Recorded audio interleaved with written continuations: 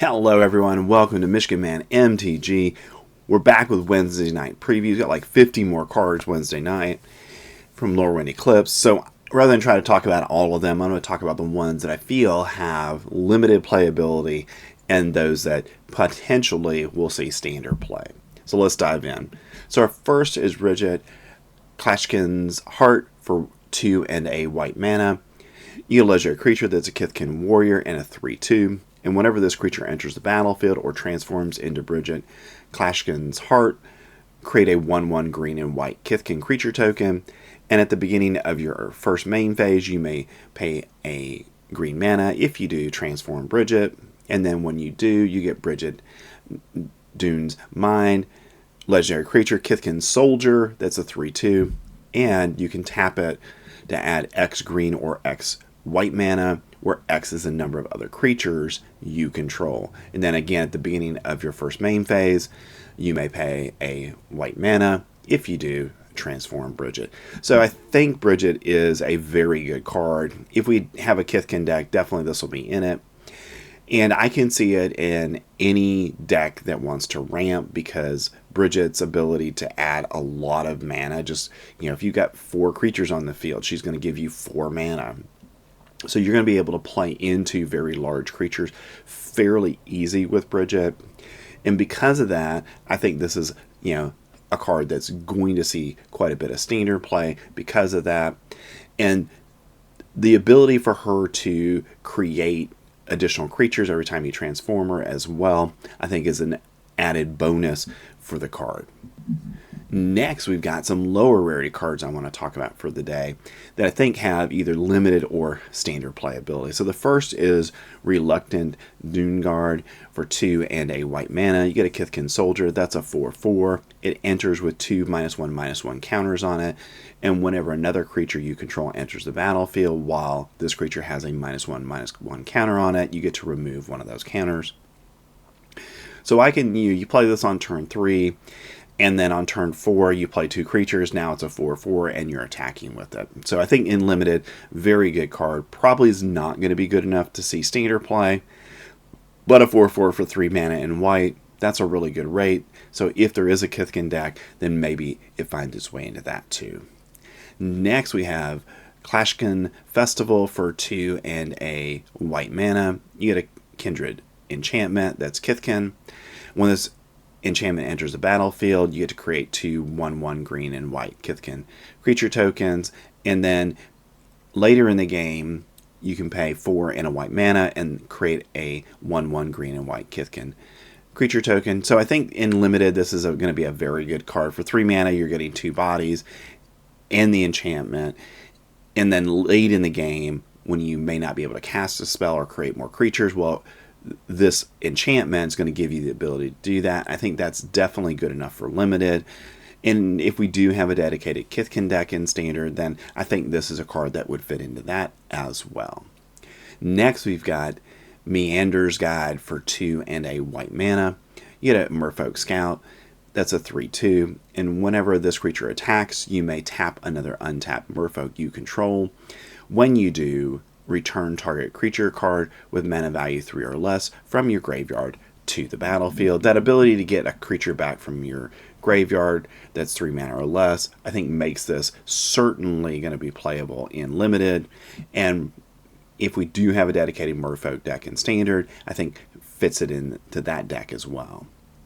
Next, we've got some blue cards for the day, and the first is Stratosaur for 4 and a blue mana. You get an elemental, that's a 3/5 with flying, and when this creature enters the battlefield, target creature gains flying until end of turn.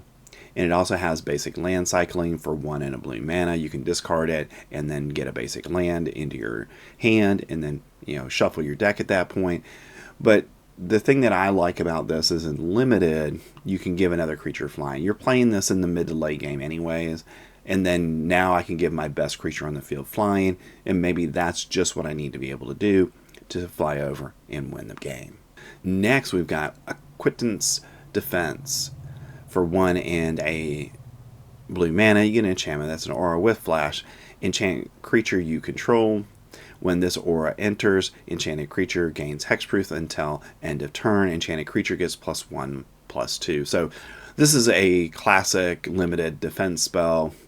Probably doesn't see any standard play because we've got things that do this for 1 mana that are not enchantments in standard that don't see play. So I think probably not going to see standard play, but in limited, it's a great spell to protect one of your creatures on your opponent's turn.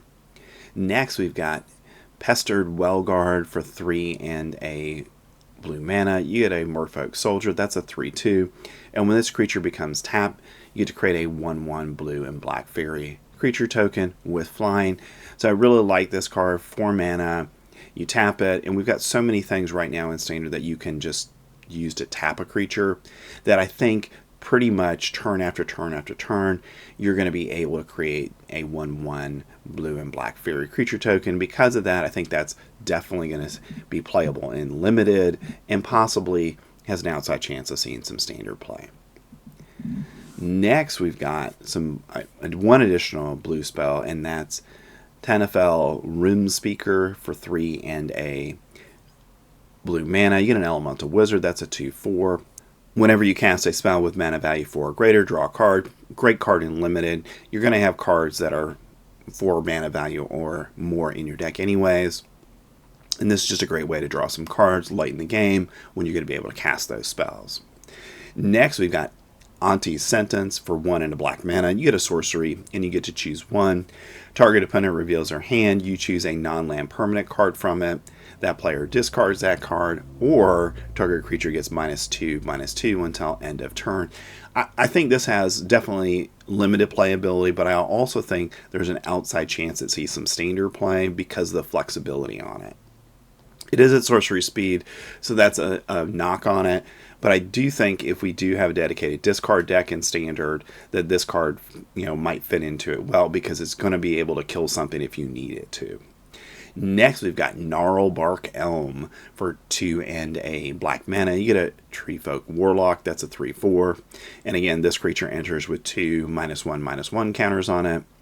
And for 2 and a black mana, you can remove 2 counters from this creature. Target creature gets -2/-2 until end of turn, and you can only activate that as a sorcery. So again, it enters as a 1/2, so that's not great. But when you can remove the counters from it, then you have the ability to potentially kill another creature. So in limited, I think that's good enough to see play. Next, we've got some additional black cards in our first red card of the day. So let's go start with our black cards. The first is Scarblade Scout for 1 and a black mana. You get a 2/2 Elf Scout with lifelink, and when this creature enters the battlefield, you get to mill 2 cards. 2/2 with lifelink, I think that's definitely playable in limited, and that's why it's here. Next, we've got Mud Button Curse Tosser for a black mana. You get a Goblin Warlock, that's a 2/1, and as additional cost to cast this spell, behold a goblin or pay 2. This creature can't block, and when this creature dies, destroy target creature an opponent controls with power 2 or less. So you're getting a 2/1 for 1 mana, which is an okay rate in standard and definitely in limited.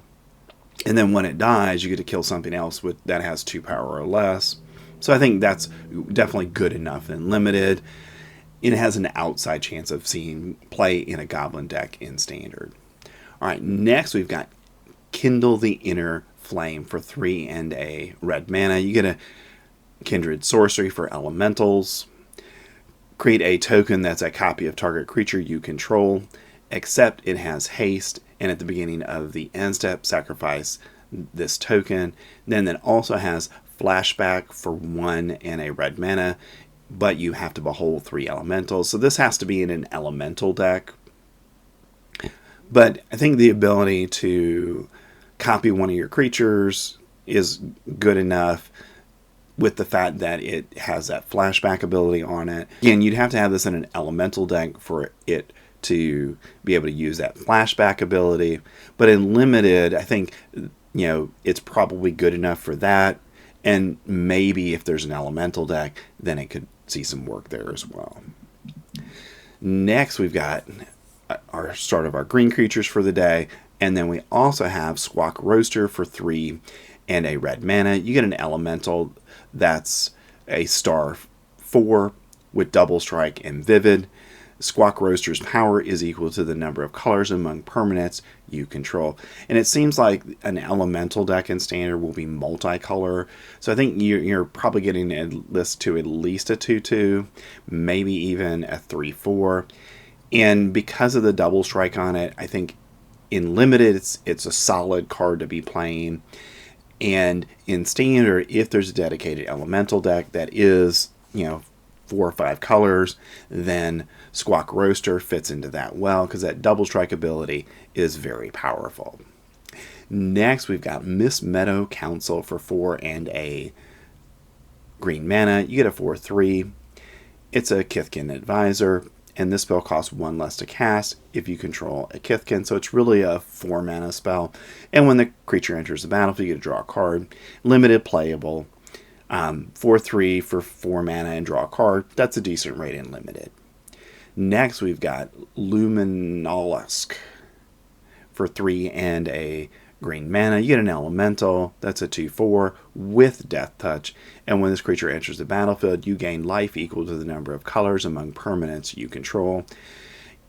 A 2/4 with Death Touch I think is good enough for limited. And the fact that you get to gain some life as well, I think is a bonus on top of that. Alright, let's move into our remaining green cards and our first multicolor card of the day. And the first is Pitiless Fist for 3 and a green mana. You get an enchantment that's an aura.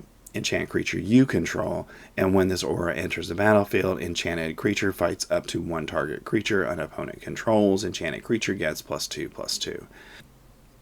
I like the fact that this gets +2/+2 permanently, and this is a limited fight spell only, but that fact that your creature is going to grow as a part of this process probably protects it in combat from dying, and because of that I think it'll be an okay fight spell in limited.